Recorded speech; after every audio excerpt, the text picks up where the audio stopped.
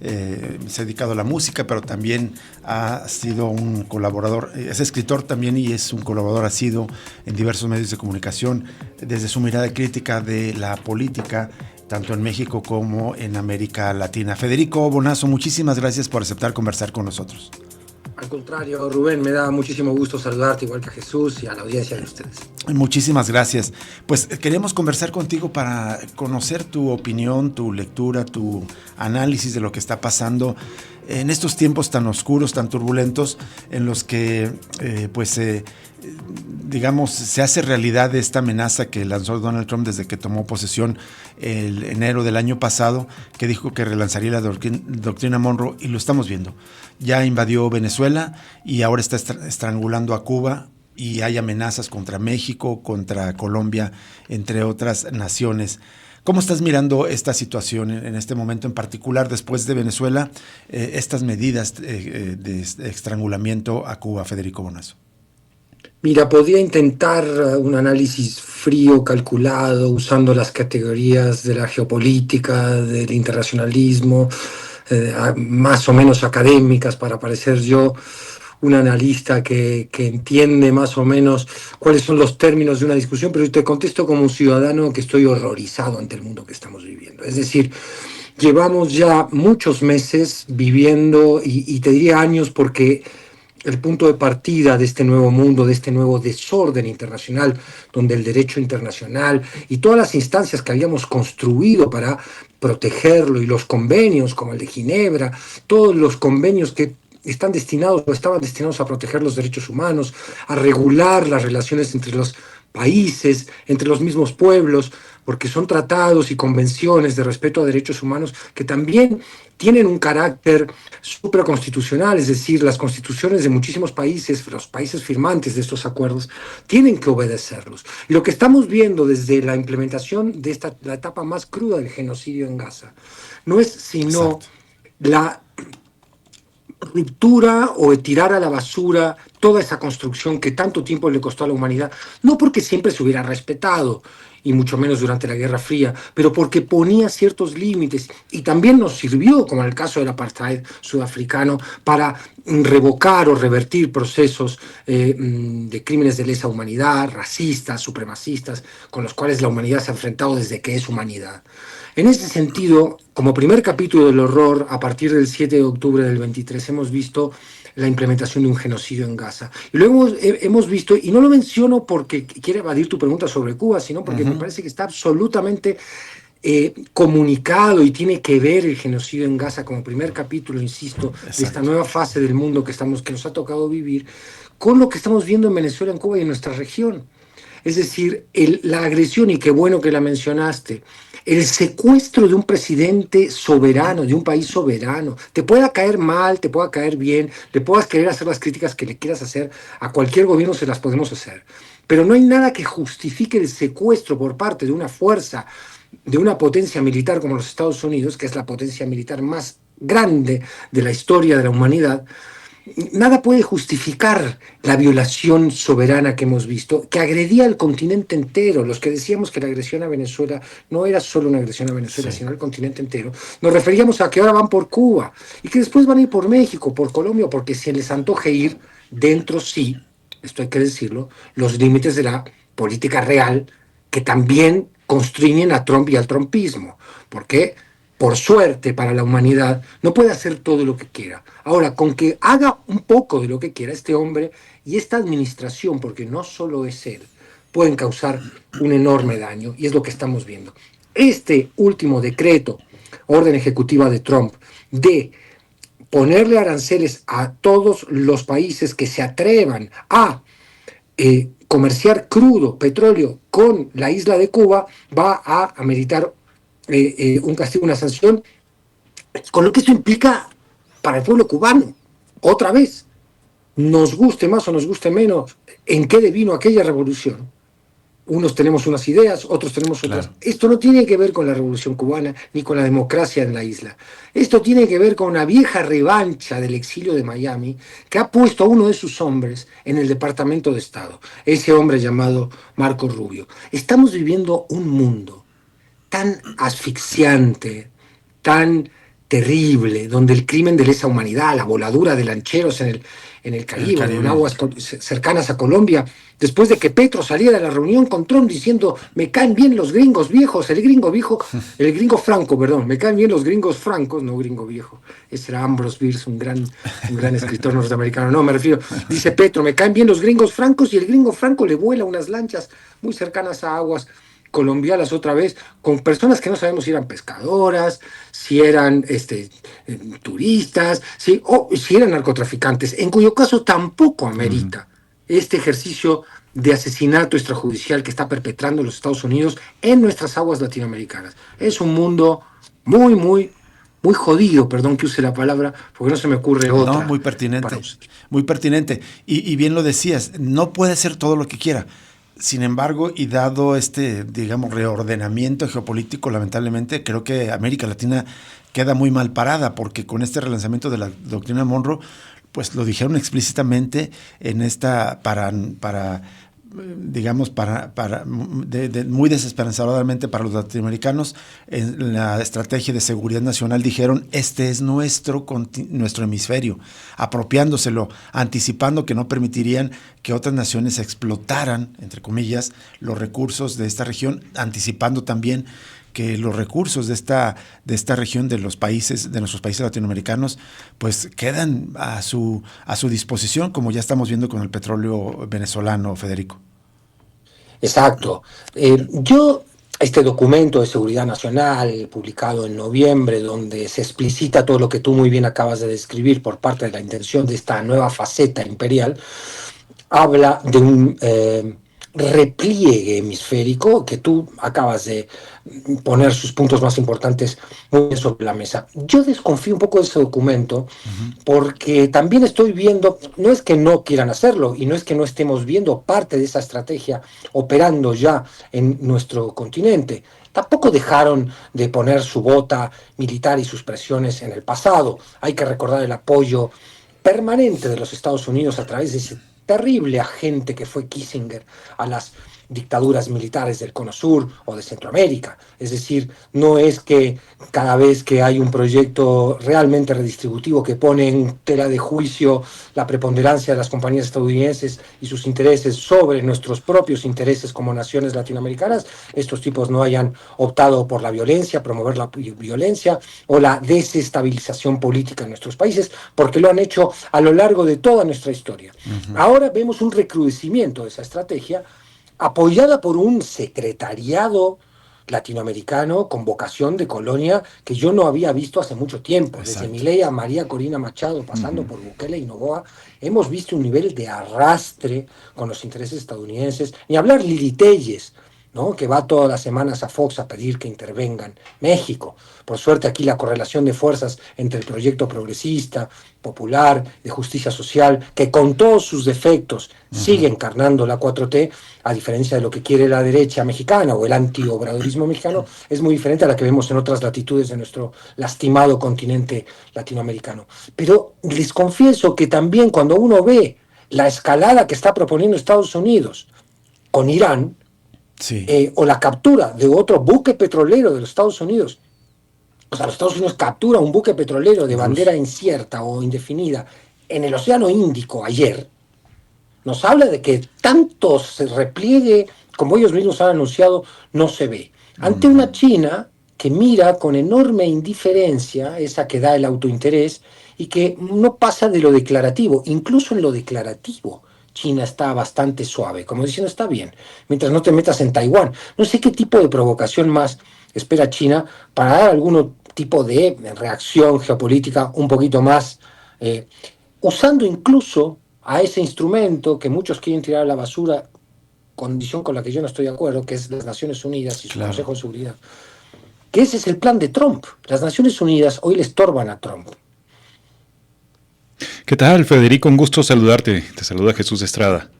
Jesús, quería preguntarte, Federico, ahorita que hablabas de este entreguismo, digamos, de figuras en América Latina, si se está reescribiendo de alguna manera la historia y qué peligro hay de todos estos personajes. Tú nombrabas alguno ayer, el escándalo de Alito Moreno, que estuvo en Estados Unidos, reunido con congresistas, en otras palabras, también repitiendo lo que ya viene diciendo, que quiere que haya cooperación con Estados Unidos, es decir, el entreguismo y la posibilidad de una intervención en nuestro país, pero no es el único. Mencionabas también a María Corina Machado, por cierto, me parece repugnante esto cuando estuvo con Trump, que le entregó a Trump una medalla con la imagen, era una medalla que le había entregado el Marqués Lafayette a Bolívar con la imagen de George Washington. Esto en el contexto de las luchas independentistas, pero la tergiversación de la historia de parte de Machado es terrible, o sea, se le olvida de un plumazo o trata de borrar, pues siempre Simón Bolívar advertía y sobre las amenazas que era Estados Unidos en un futuro, y por eso estaba promulgando la unidad de Sudamérica, en principio a través de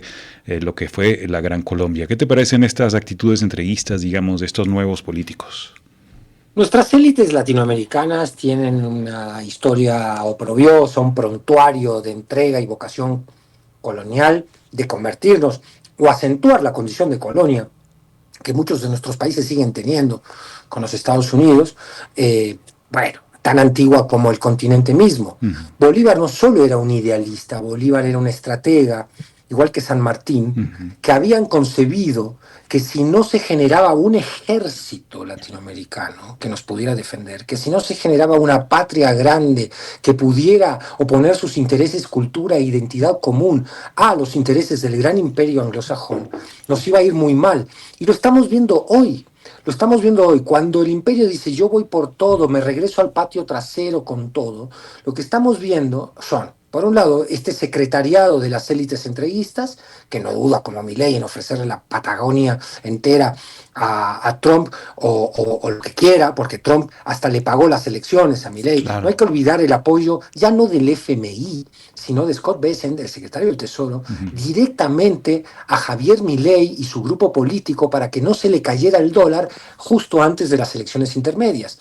Y así vemos el apoyo a Noboa, a Estados Unidos, todas las denuncias que hay, incluso algunas de organismos internacionales, sobre cómo se comercia cocaína a través de los envíos bananeros de las empresas de la familia Noboa. Eso a Estados Unidos no le interesa. Tampoco le interesa la violación, por supuesto, de derechos humanos de las cárceles de Bukele, a las cuales Estados Unidos sigue enviando gente de piel oscura o de aspecto latino sin preocuparse antes si son o no tienen documentos para estar en Estados Unidos, o si han tenido algún antecedente legal, o simplemente si eran una persona que caminaba por la calle con acento hispano y lo mandan para las cárceles negocio de Bukele.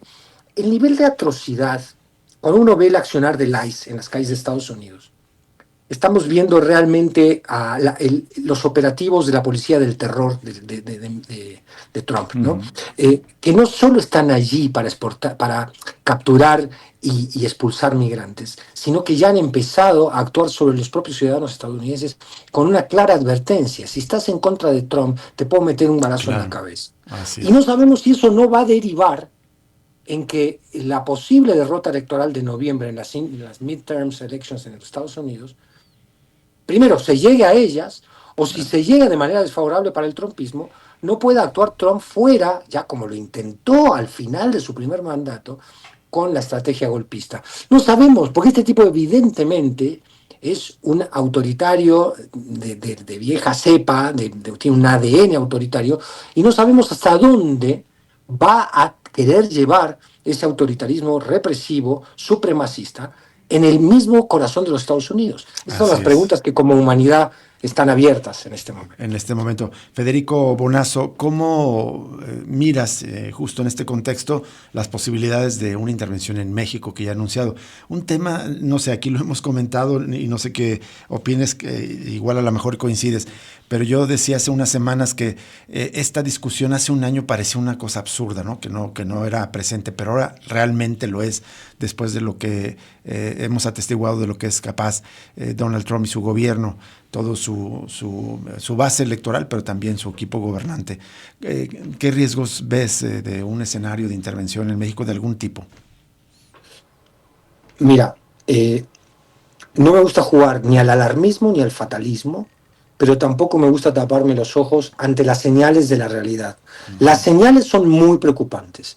Si este tipo ha podido bombardear Caracas Si este tipo puede seguir bombardeando Irán o Yemen cada vez que se le antoja, o permitir que Israel bombardee Qatar, o que Israel avance en su noción de dominio de esa región del mundo, porque ahí hay un eje muy importante que hay que entender. Trump no está solo. Trump es el Claro. brazo ejecutor de una nueva faceta imperial, colonialista, extractivista, de capitalismo del saqueo, supremacista. Y está acompañado por Israel y por el secretariado que decíamos, y por una Europa que se parece mucho ella misma a otro secretariado, Ujú. porque no se opone de manera decidida a este plan mundial que Trump le ha impuesto también a ellos, obligándolos, por ejemplo, a incrementar el gasto militar para defenderse de una Rusia que en realidad está en su conflicto con Ucrania, pero que no ha dado ninguna otra señal de querer invadir Groenlandia, por ejemplo. Esa la ha dado Trump. Las señales de ataque y agresión a la OTAN y a los países miembros las ha dado Trump, mucho más que Rusia. Sí. Pero en fin, ese es otro tema. Volvemos a México. Después de lo que hemos visto, ¿y cuál va a ser el avance de la política de asfixia de la isla cubana? A mí no me cabe la menor duda de que en cualquier momento Trump dice, disculpen, en el Golfo de América, que no de México, Ujú. según las palabras de Trump, hay una serie de estaciones petroleras que me pertenecen a mí. Voy a tomarlas y ocuparlas. ¿Qué va a hacer México ahí? Va a decir no, va a decir sí, va a decir toma una y déjame tres, va a llamar a Europa y decirle, oigan, Europa, ¿saben que nos está pasando esto? Fíjense que es muy preocupante, nos echan una mano.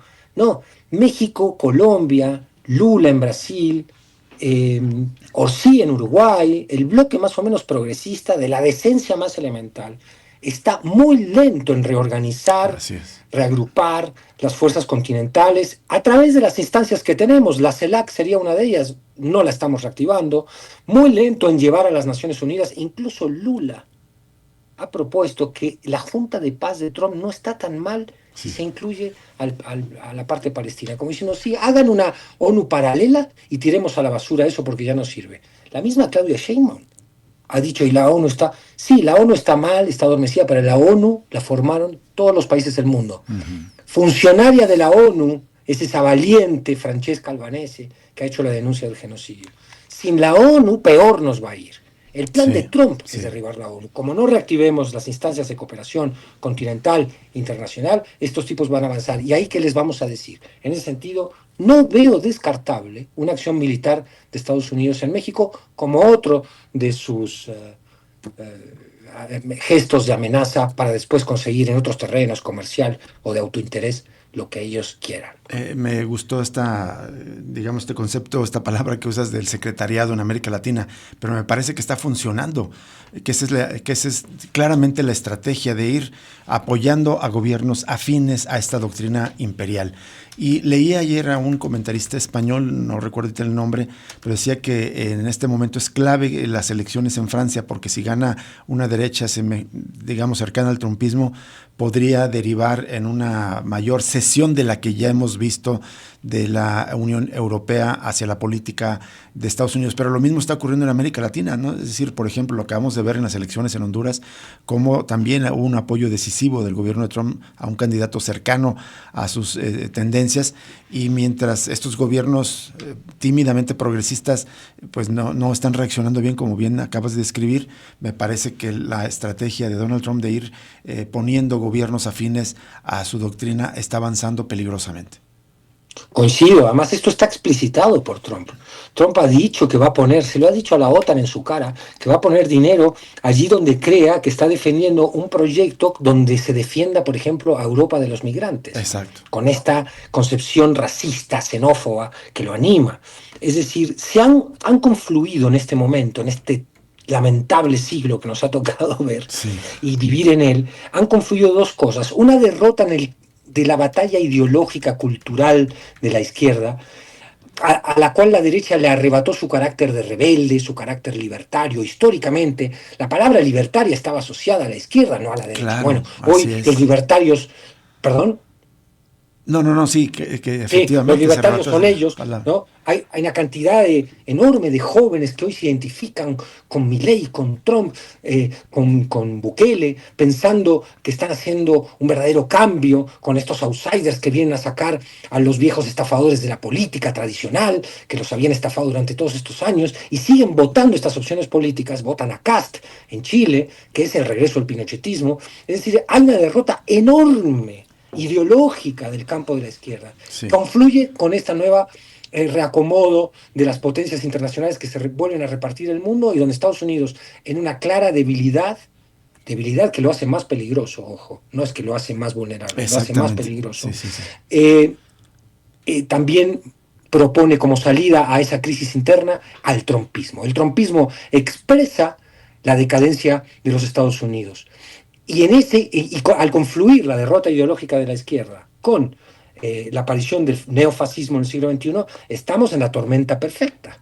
Ahora nos tenemos que preguntar, y a eso nos dedicamos muchos, cada cual desde sus capacidades, talentos o compromisos, a ver cómo combatimos esto. De entrada hay que entender al fenómeno, llamarlo como es un supremacismo genocida, que tiene su expresión más cruenta en el genocidio en Gaza, pero también la tiene en el ICE. Es lo mismo, las FDI israelíes son lo mismo que el ICE. Hay que entender que esa es una amenaza mundial y que la porción decente, que respeta unos derechos humanos y que cree en la convivencia pacífica entre las naciones, debe actuar de inmediato. Estamos muy aletargados todavía como comunidad internacional ante este fenómeno.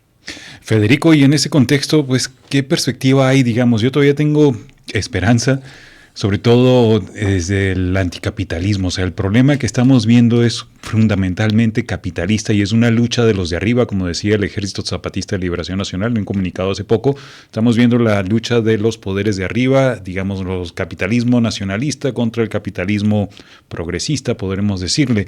Pero desde abajo todavía hay un sentimiento muy fuerte de crítica al capitalismo y se advierte que todo esto son tormentas que ya se preveían.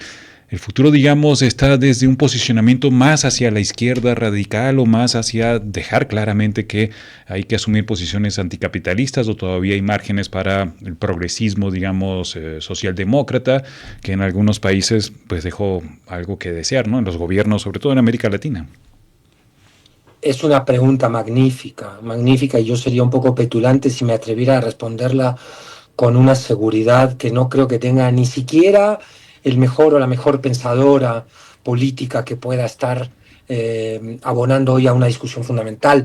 Es una gran pregunta, porque la urgencia de generar una resistencia al fascismo haría pensar que quizás estratégicamente en este momento lo que tenemos es que frenar este proceso fascista. Es decir, y la gran esperanza de frenarlo, la verdad, está dentro de la panza del gigante. Si el movimiento de Bernie Sanders, de Zora Mandani, de los Demócratas Socialist of America, no logra imponerse dentro de las internas a ese partido demócrata de los Estados Unidos, que ha sido traidor de la clase trabajadora y que ha sido un agente más del poder industrial militar de los Estados Unidos, si no logran convertir o revertir ese fiel de la balanza interna en los Estados Unidos, bueno, ahí nos enfrentamos a un problema mayúsculo. Claro. Pero si ellos, que serían la socialdemocracia, digamos, logran revertirlo, ganaríamos mucho espacio político para ahí sí empezar a hacer una crítica y una acción mucho más anticapitalista de la que nuestras izquierdas han planteado hasta ahora. ¿Por qué? Porque el modelo capitalista de producción, de consumo y de extracción y de generación de residuos no puede continuar. No hay planeta que lo sostenga. El planeta Tierra es finito en su riqueza y este modelo lo va a terminar por destruir. Así que por supuesto que hay que desafiar eso, pero tenemos la urgencia de la bota fascista sobre la cabeza. En ese sentido, yo creo, y eso creo que así lo están viendo, porque no ves en Zora Mandani un discurso anticapitalista, tampoco lo ves en Bernie Sanders. Lo que ves es un discurso anti-Trump y anti-oligarquía. Ellos han entendido que el gobierno de los Estados Unidos lleva décadas capturado por una oligarquía que le paga la presidencia a sus agentes. En el momento, yo creo que esa es una apuesta fundamental, ese desafío. Y después mirar otros modelos como el chino. La izquierda tiene que ver cómo se ha mantenido, y el modelo escandinavo también es muy interesante. Ahí hay un capitalismo que no niega el mercado, en el caso chino o escandinavo, sino que adopta el mercado a cierta planificación estatal. Y eso me parece que es una salida muy interesante que podemos discutir después entre economistas, activistas, ¿no? Hay gente que te dirá, el marxista de pura cepa te dirá, no podemos ni siquiera cederle un milímetro al capitalismo. Yo no lo sé, como que no soy experto en economía, pero lo que sí entiendo es que hay una urgencia ética hoy en el mundo, que es frenar este avance fascista. Y importante, perdón, solo que por lo menos Mamdani y Sanders ahora son de lo que se habla en el Partido Demócrata y ya no de, digamos, los Hillary Clinton o los ejes más del centro, Joe Biden, digamos, del Partido Demócrata, que ya quedaron desacreditados. Claro, el gran problema allí, y la gran pregunta que tenemos todos, es si ese contubernio entre las corporaciones que han mantenido esta oligarquía y la economía de guerra que se está reactivando en los Estados Unidos, se está recrudeciendo, van a permitir que un tipo como Sanders, al cual la edad me parece que ya no le da, o una mujer como Ocasio, o un tipo, Mandani no puede ser presidente porque no nació en los Estados Unidos, tome el poder político y sea el jefe del Pentágono. Tengo mis serias dudas de que el mismo Estados Unidos, los que realmente gobiernan ese país, vayan a permitir ese recambio político. Una salida así. Pero bueno, está en manos del pueblo estadounidense dar esa batalla. Y justo en este sentido, digamos, de ciertos atisbos de esperanza, pues las movilizaciones en contra de las políticas brutales de ICE, digamos las movilizaciones que, por ejemplo, se detonaron en Minneapolis, me parece que podrían ser alentadoras en este sentido, de un despertar ya más allá del Partido Demócrata o de la socialdemocracia gringa, de la propia sociedad civil de Estados Unidos, Federico. Sí, absolutamente. Yo conozco bien Minneapolis, tuve la suerte de vivir allí un periodo largo, unos largos meses, y ahí me enteré de que la solidaridad es una cultura muy extendida, de que aquella vieja migración nórdica sueca dejó valores de comunitarismo, de solidaridad, que son parte del orgullo identitario del minnesotense, o sea, del ciudadano de Minnesota y sobre todo de las Twin Cities de Minneapolis y St. Paul. Y no es en balde que allí, recordemos lo que ocurrió tras el brutal asesinato de George Floyd, se levante una protesta con enorme conciencia política. Ahora, y también pasa en Los Ángeles, y también pasó en Chicago, y también pasa en Boston, y también pasa en Nueva York.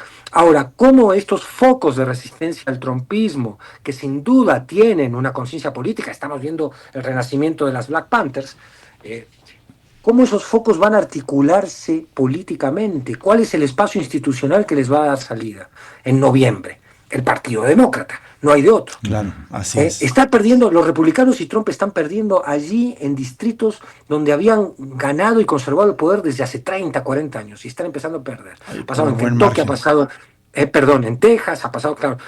Y eso nos da una señal de que el estadounidense medio ha dejado de creerse la falacia del MAGA y ha empezado a entender que ha sido traicionado por la misma élite de los ricos que mantienen la pauperización de la clase trabajadora también en los Estados Unidos desde hace décadas. Así es. Pero, ¿qué tanto esa conciencia se convierte en opción política que pueda tomar el poder? Bueno, esa es la pregunta de nuestros tiempos. Vamos a estarlo explorando en los próximos meses y si nos permite seguimos conversando contigo sobre estos temas más adelante, Federico Bonazo. Es un gusto para mí, Rubén, Jesús. Igualmente, gracias. Muchísimas gracias, Federico Bonazo, compositor, escritor, analista político. Vamos a una pausa y regresamos para cerrar Cosa Pública 2.0 de este miércoles 11 de febrero.